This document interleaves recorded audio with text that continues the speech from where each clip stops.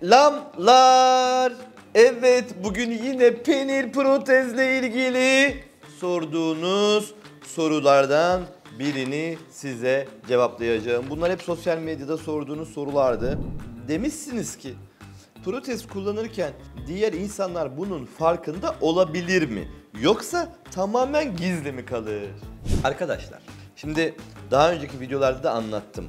Bu silikon balonları, normalde bunun dışı silikon, titanyum ara parçaları, bağlantı parçaları var ama bunun ana ham maddesi silikon.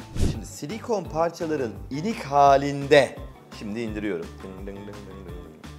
İnik halinde palpasyonu, yani elle muayene edildiğinde mutlaka ve mutlaka anlaşılır.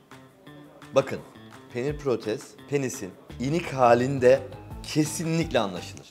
Ama kalkık halinde zaten içlerinde sıvı dolduğu için ve ucu da sert olduğu için anlaşılmaz. Anlaşılacağı ikinci nokta da şu: bağlantı hortumlarının yine inik halinde penisin önüne doğru çıkmasıdır.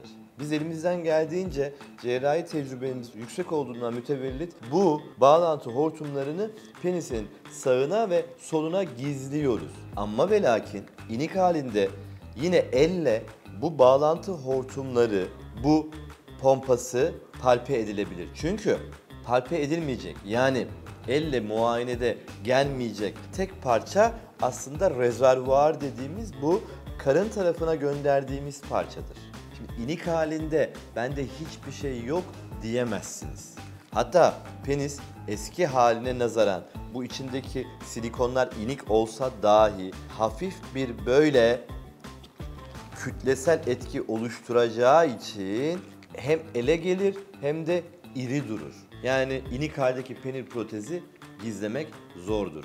Ama kalkık haldeki penil protezi gizlemek kolaydır. Özellikle de penoskrotal insizyondan, yani penisle haya torbası arasından yapılan gizli insizyondan yapılan ameliyatlarda his kaybı olmadığı gibi ya da minimumda olduğu gibi aynı zamanda ereksiyon halinde de penis belli olmaz. Ama ereksiyon olmadığı halde maalesef penis belli olur. Şimdi bu soruyu soranın psikolojisini düşünüyorum. Haklı da. Şimdi ilişki bitti, her şey bitti. Scoreboard yazıldı. Okey. Üzerine geyikler yapıldı. Mükemmeldi denildi. İşte en iyi sensin denildi. Sen benim ilkimsin denildi falan. Hani klasik yalanların hepsi söylendi. Ve sonrasında inik halde el temasında maalesef penil protez ele gelecek, haberiniz olsun.